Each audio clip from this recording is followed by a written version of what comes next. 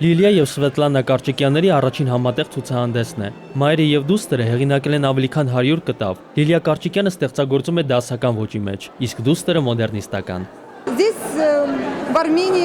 Այստեղ Հայաստանում հնարավոր չէ չստեղծագործել, որովհետև այն այնքան արևոտ ու ուրախ երկիր է, որ ուզում եմ նկարներից միջոցով մարդկանց ուրախություն պարգևեմ։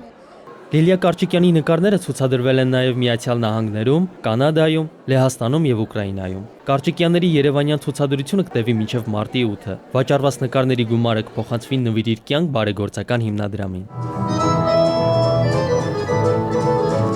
Բարեգործական էստաֆետն այնուհետև փոխանցվեց Մարինե Ալեսին։ Հակոբ Պարոնյանի անվան երաժշտական կոմեդիայի թատրոնում նրա հեղինակային երեկոն էր՝ Սիրո հանգրվաններ խորագրով։ Կարող ենք միացնել երկու